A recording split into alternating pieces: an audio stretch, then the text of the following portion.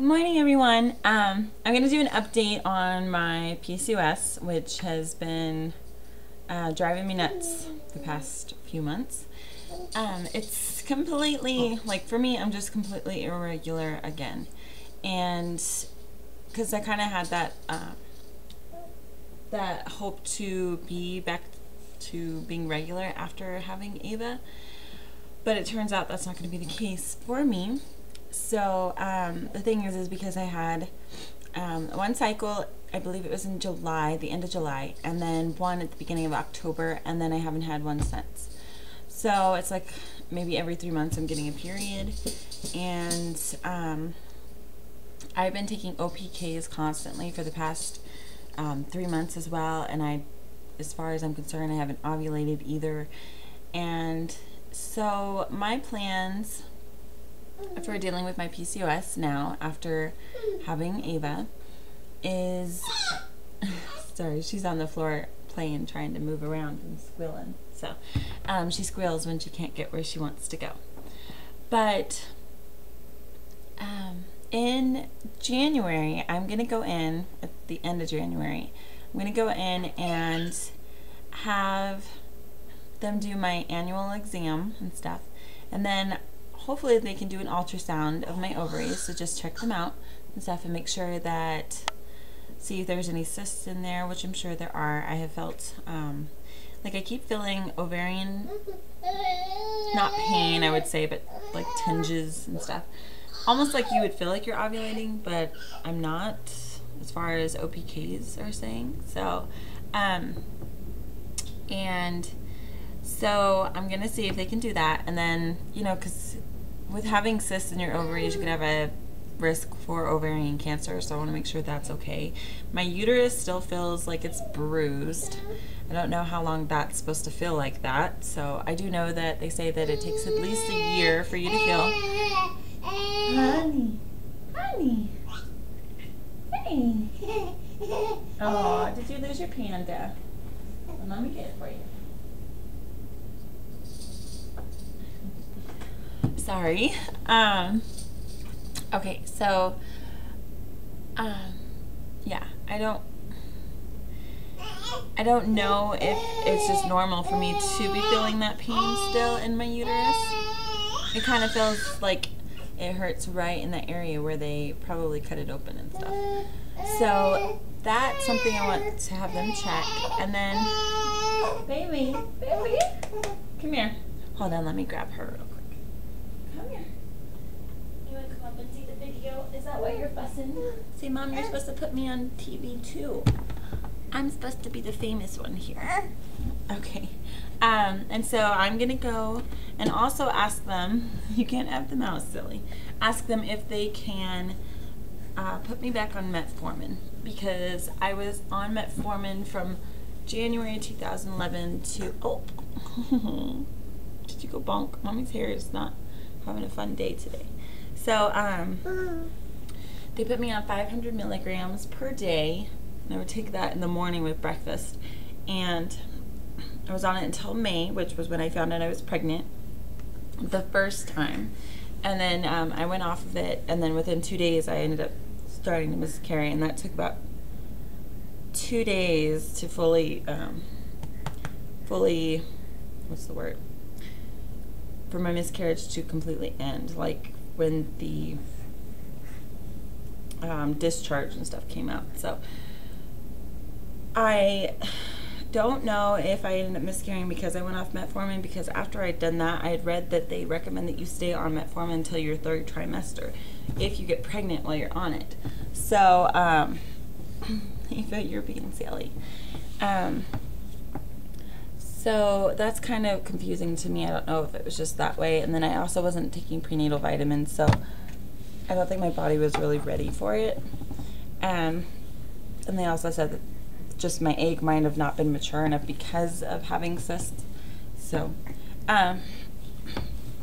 anyway, so then I got pregnant off of Metformin, not being on anything 5 months later. So that's what I'm kind of hoping for, is that I can start taking it in January again. I'm not hoping to get pregnant and miscarry again, of course. That's not the plan. Are you being a cuddle bug? I just love when she does that. And then hopefully I won't get pregnant off of it too quickly. I would like to, of course, but I kind of like to wait. I want, but right now, basically my goal is not to become pregnant off of metformin. It's to help regulate my body and stuff. So I think with metformin, even though I wasn't taking it when I got pregnant the second time, excuse me, sorry. I feel like it at least helped regulate my body within those 4 months, and to the point where my body was regulated, and it started going back to being irregular right before I got pregnant with her. They started, like, I had very, very long cycle and stuff like that right before the month of getting pregnant. So yeah, I really do kind of hope that that will be the case, that I can go on it I will only go on it for 4 months, regardless of whether I get pregnant or not. If I do get pregnant while I'm on metformin, of course I will talk to my doctor and make sure that she would prefer that I stay on it until my 3rd trimester. If I do not get pregnant, of course I will stop taking it after 4 months, because they really recommend that you only take it like 3 months at a time. It can be really bad on, I believe, your kidneys. So you have to at least have an ultrasound of your kidneys while you're on it. If you guys haven't ever taken metformin, it's basically, they use it for people with diabetes. And the problem is that, or not the problem, the thing was that they found out with women, because a lot of women that have PCOS are diabetic. And they were treating these women with metformin to help their diabetes, but it was helping them get pregnant.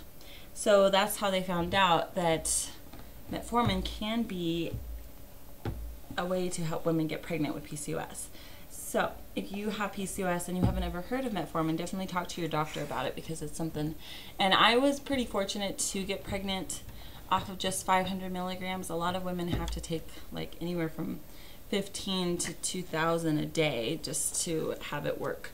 So just keep that in mind as well.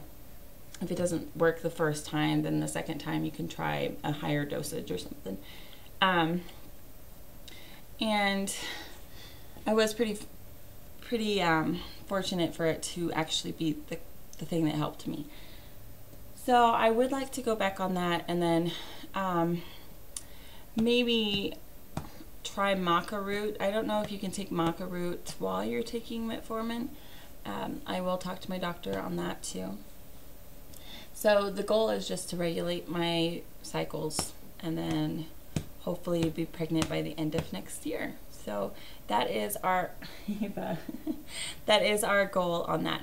So yeah, basically we are semi-TTCing, so, but I don't feel like it's going to work unless I take the next step, which would be to get back on metformin. So so yeah, once in January, I guess I will start doing TTC vlogs then, just because if it, you know, we're not going to do anything to prevent it. So if it does happen, then it does happen. But yeah, it's just not, yeah, I'm kind of losing my train of thought. So yeah, so that's the plan. So if you guys stay tuned for my TTC vlogs for baby number 2 with PCOS. Basically, I'm just starting all over again from scratch. So at least this time I'm a lot more optimistic. You know, it does make you feel better to know that you can get pregnant. Now, of course, I don't know if I'm ever going to get pregnant again. I don't know if I'm ever going to be able to carry another baby again. You just don't know these things. So, but I'm still a lot more optimistic than what I was before I had my daughter. So, and regardless, if I can't, I still have my daughter, and that's, I mean, she's the best thing in the world. So, you silly Cooper. You're such a silly Cooper. Are you staring at that guitar? She's so much fun. All right, anyway, if you guys have any questions or comments or anything, just leave them down below. And I will get back to you guys on my TTCing journey. So, yeah, stay tuned for that. And thank you, ladies, for watching, and have a great day. Bye.